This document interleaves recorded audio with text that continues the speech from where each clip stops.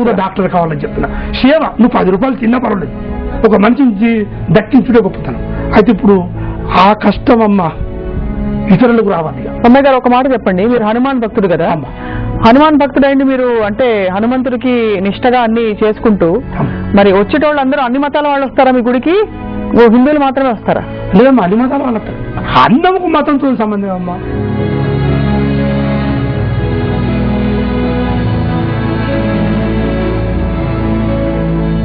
కడుపు నిండా అన్నం పెట్టినప్పుడు ఏమంటారండి వచ్చిపోయేటోళ్ళు? వాళ్ళు ఏమంటారంటే అబ్బా ఈ అమ్మాయి అన్నం ఎవరు పెడతానని వాళ్ళు వంటోళ్ళు అడుగుతారు. ఒక ఆయన ఉన్నాడు సమాచారం గారిపల్లి ఉంటాడు, ఆయన మాకు ఇవన్నీ పంపుతాను అన్ని పెడతాను అంటాడు. మేము అన్నం కూడా ఎట్లా పెడతాం, మా ఇష్టమైంది పెట్టు లేదు. వాళ్ళు ఇలా భోజనం చెప్తారు కదా, రేపు ఏం కూర కావాలని అడుగుతాం. నీకు రేపు ఏం తింటారు, పప్పు కావాలన్నా, బీరకాయ కావాలన్నా, వంకాయ కావాలన్నా ఆయన వాళ్ళని అడుగుతాం. ఆ లేదనమంటే అది అడుగుతాం. అదండి వాళ్ళకు తృప్తిగా భోజనం పెడతాం. 8 గంటలకు పెళ్లిళ్ళు చేశాం.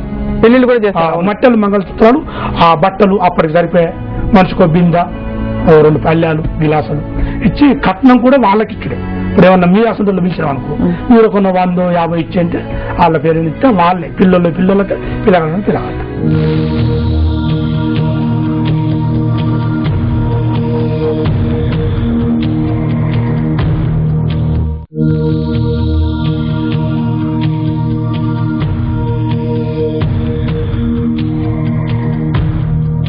ఇప్పుడు మీరు ఇంత బాగా చెప్తుంటే బాగా కష్టపెట్టిన సంఘటన ఏమైనా గుర్తున్నదా? ఒక రోజు ఏమైనా అయినది? బాగా కష్టం ఏంటమ్మా, ఒకసారి మధ్యలో ఇంత పని చేస్తంటే కూడా నా భార్య చనిపోయిందమ్మా. ఇన్ని పనులు చేయంగా కూడా 2 పిల్లలైనాక 3వ కాలంలో బాలంతో వచ్చింది పిడుసు. అయితే రక్తము ఆ డాక్టర్లు సరిగా లేక వాళ్ళ ఉన్న చిన్న కంపౌండర్లు పనిచేసేట్లా ఆ చిన్న ఆపరేషన్ చెప్తే రక్తం అంతా వెళ్ళిపోయింది, బెడ్ వెళ్ళిపోయి ఆమె చనిపోయింది. ఆమె చనిపోయినాక 10 సంవత్సరాల దాకా నాకు ఆలోచన ఏం రాలేదు.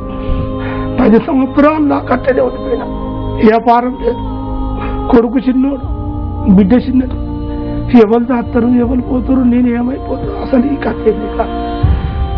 తోడుంటే కానీ కాలం నడవది. నేను పైసలు ఎప్పుడు సంపాదించాలి, అన్నం ఎప్పుడు పెట్టాలి, బడికి ఎప్పుడు పోతారు, ఎప్పుడు సంపాదించాం అని చెప్పి బాగా మధ్యలో కష్టం బాగా వచ్చింది. మేము మా కుటుంబం అయిపోయింది అనుకున్నాం.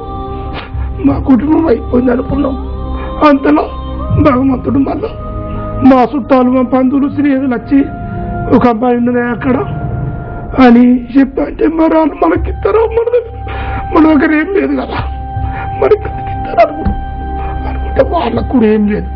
వాళ్ళకు కూడా లేకపోతే వాళ్ళు మేము ఇస్తామయ్యా వచ్చి నీకు 2 పిల్లలు ఉన్నారు, నువ్వు ఈ అమ్మాయికి కాన్పు లేకపోతే నువ్వు ఆమెను వెళ్ళగొడతావేమో, మరి తర్వాత పెద్దగా అయినాక పిల్లలు పెద్దగా వెళ్ళగొడతావు అంటే లేదా ఎందుకు వెళ్ళగొడతానే అంటే వాళ్ళు కాగితం రాసిచ్చుకున్నారు. కాగితం ఏంటంటే ఒక కాన్పు అయ్యేదాకా నువ్వు ఉండాలి అని అంటే సరే మంచిదని అన్న. ఆమెకు ఒక కాన్పు పోయింది, 2 కాన్పులు అంటే 2 బిడ్డలు అయింది. 2 బిడ్డలు అయితే మేము మంచిగా ఉన్నామా, మంచిగా మా పిల్లలను కూడా మంచిగా చూసుకుంటాం.